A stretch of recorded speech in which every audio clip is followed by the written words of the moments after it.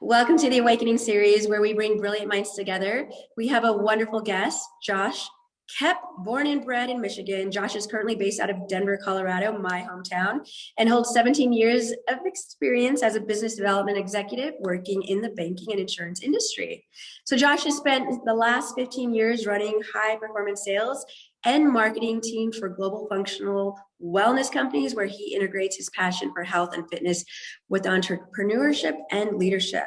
So Josh, I am so happy. Thank you so much for joining us here at the Awakening series. I really do appreciate your time today. Not only are you a friend, but an honored guest.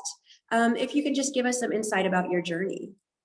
Yeah, absolutely. Thank you, Kimberly, for having me. I appreciate being part of this, and it's such an amazing thing that you're doing here and able to bring to your audience. So in terms of my journey, obviously living in Denver, Colorado now, but grew up in a tiny little part of Michigan called the Upper Peninsula of Michigan in a small town of 12,000 people called Gladstone, Michigan. So yeah, there, born and raised. I went to college at Lake Superior State University, which is basically a stone's throw from Canada, where it's very windy, very cold, and not a lot of people, but was blessed to get an amazing education there through their business school. Ended up in Lower Michigan, Grand Rapids, Michigan for 13 years.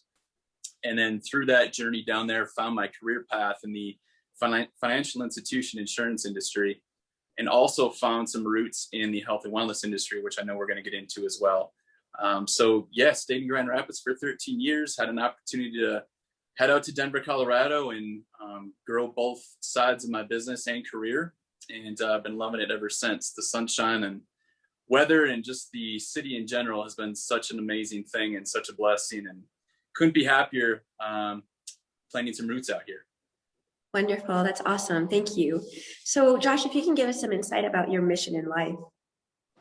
Absolutely. So early on, Kimberly, I'll get into a little bit of background in terms of my career path. It actually started very early on. My dad taught me from an early age to be a servant leader, and whether it was just helping people in a generalized sense, or if it was bringing a product or solution to somebody to help them with something they needed. My dad's been in the sales industry his entire life, and taught me to be a servant leader within that. So at an early age, probably wasn't too legal, but at about 12 years old, I was assisting selling used golf carts out of our backyard because we lived on a golf course. So I learned how to listen to somebody's issue or need in a respective area and provide a solution to that. So that's kind of carried through, whether it's, in my church, or if it's in my business or in my career. I've always had that servant leader mindset. So, in my career, I handle insurance for banks and credit unions across the nation. And, especially within the last year, there's been a lot of issues. So I've been able to really bring that leadership and that solution mindset to people, but it's more specifically in the health and wellness field. I help people overcome challenges and, see a pathway where they don't necessarily see one. And that's an extremely gratifying place to be. In my ministry with church, able to really help some people there in terms of helping them open some doors that they don't necessarily see an opening to, and being able to provide some light and, through faith. And, so it's an amazing thing. And so that servant leadership has always been a basis and a platform for which I run my life off of. I love that. That's so beautiful, Josh.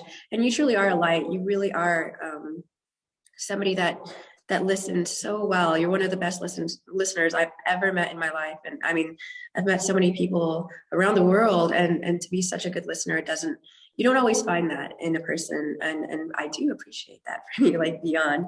So if we can talk a little bit about the subject of networking without an agenda, I'd love to hear more about that. Well, Kimberly, you just hit on a major point under that topic, and that's listening long enough to be able to help somebody with a potential solution. Far too often, it doesn't matter if it's the sales industry or what industry it is, people are very quick to talk, and a lot of times people only listen to be able to talk. I'm sure you've been in these circumstances many times where you're talking to somebody and you feel like they're only acting like they're hearing long enough so they can start talking again about what they want to dive into. So networking without an agenda is something I've spoken on many times. And, you know, whether it's in my career or whether it's in my side hustle, oftentimes, you know, when people walk into a room, I'll just use this as an example. And let's just say that you're trying to network and you're trying to connect with various people, you know, what doesn't matter what it is. Oftentimes we'll walk into a situation, we'll say, okay, there's, you know, X amount of people here. I need to go over and I got to prospect 10 people. I got to try to get into conversations and I have to try to angle my way. And what it does is it creates an anxiety.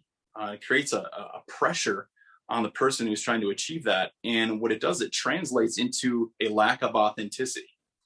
So when you're trying to go over and connect with certain people based on your agenda, it comes through as not being authentic because you're in a hurry, you're systematic, you're trying to plot your way through it instead of letting things happen organically.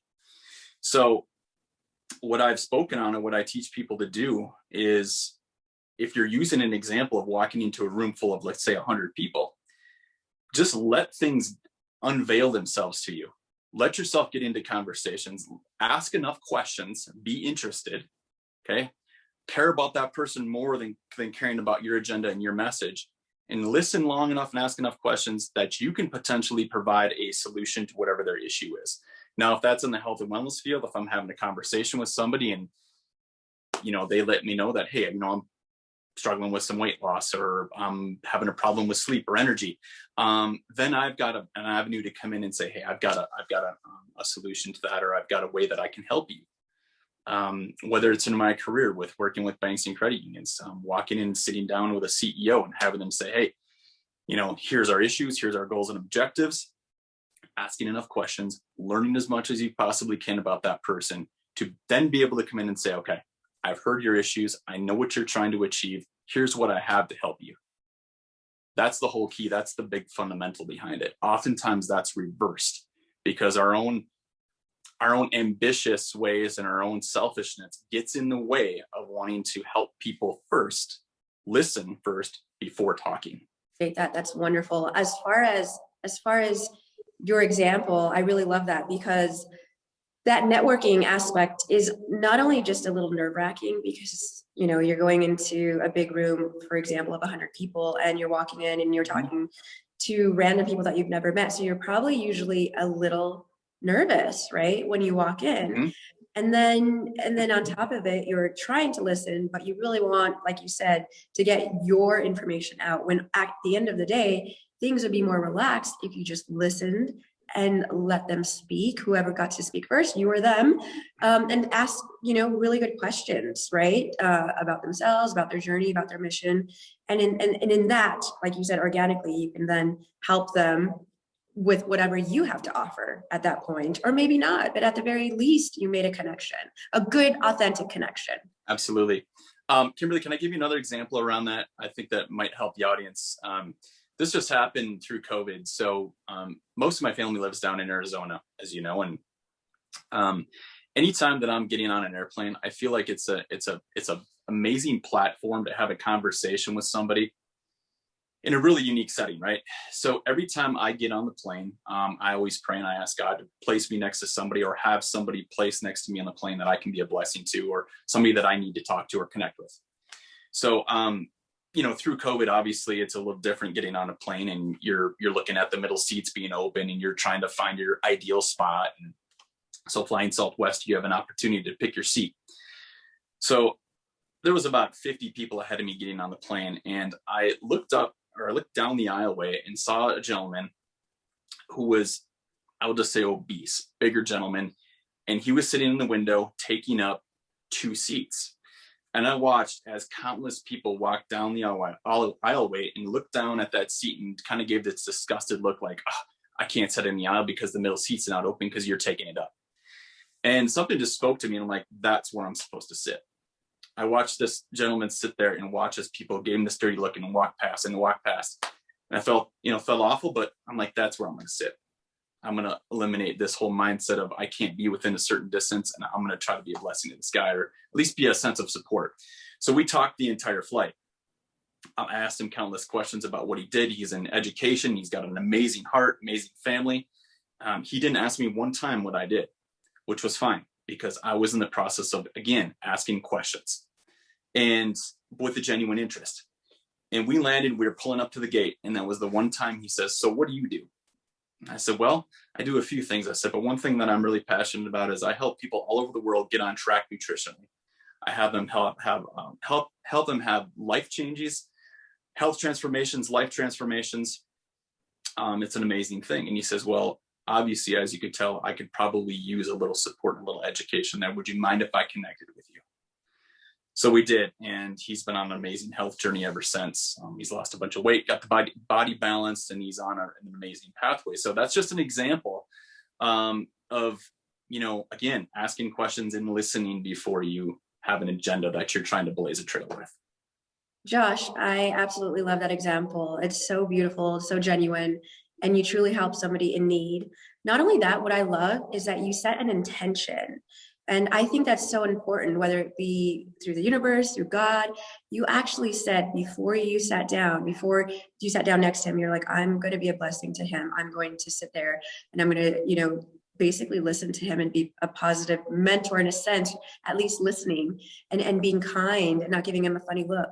You said a wonderful intention. And I think even when we go into the networking settings, that right there is key. That intention of, I'm going to meet as many great people and listen to their story. And if they ask about me, they do. If they don't, they don't. But I love that intention. I love this. I love it. I feel like I need to try this exercise because I don't. I'm not to say that I would be the one, giving him a disgusted look, but I probably wouldn't sit next to him. I would just, mosey along. But you gave a wonderful example. And I think that networking without an agenda, that was like a perfect way to do that. It's amazing. Thank you, Josh. Of course. So quick question, what's next for you? Are you, I've seen you at multiple speaking engagements. You have your health and wellness firm, you have, your day job. And then also, are you going to write a book? You're just such an inspiration. As far as a church and things like that, what next? Yeah. Great question. So one thing that I really am passionate about is my ministry at church and my volunteering. And, I've got a goal set there throughout this year is to grow in leadership and try to help the church develop a fear and anxiety ministry. Both things that I have dealt with in my life, my family's dealt with, and it plagued me for a long time, and something that I have learned a lot about and gotten through and really have utilized as a strong point. So that is something that I really want to do with the church. And then in terms of writing a book, I've actually given thought to that. I don't know what that entails, but it's certainly something that I'm going to explore, probably around the same type of topic with fear and anxiety, limiting beliefs. I feel that people's life circumstances, the environment that they grow up in, shapes how they think and kind of shapes the parameters and the boundaries that they have in their mind, and therein creates a lot of limiting beliefs based on their experiences. And it really, it's a reshaping. It's kind of like hitting the reset button or a reboot on a computer. So that's something that I'm heavily focused in on, and just growing my business internationally. Most of my family's from Italy, so I've got a heart to really help a lot of people over there. And of course, in my corporate day job, I've got a lot of opportunity there to grow within a territory that I exist in. So those are a few key ones. But if I had to really place them in order of priority, it would be that under the ministry umbrella with church and potentially getting that book underway. That's amazing. Wonderful. Well, I'm sure you'll do it all, and good luck with that. Quick question for you. What would you tell your younger self as far as giving advice? Because you did say you have a little bit of, you had a little anxiety in the past, which may have been more than what you're saying now. But if you could give us some insight on that. Yeah, I'll give you a couple of key ones. We could probably go on for a few hours on this. But the number one thing that I would go back and tell myself is, you weren't just given that you weren't born with this high level of anxiety or this fear or stress or worry or condemnation, guilt, bondage. You weren't just given that. That was something that you developed through a learned experience in an environment, watching parents, grandparents, and being told, and God love them. A lot of people don't know any better, but being told, well, that's just the way you are. Everybody's got their thing in life and that's just yours. So I bought into that very early on in life, and I believed that. So I think you and I have talked about this a little bit, but I had a huge fear around flying on airplanes, in closed places, elevators. I mean, I used to avoid both of those things as much as I possibly could. I'd walk up 30 flights of stairs to go to a cocktail reception for work, which was absolutely insane.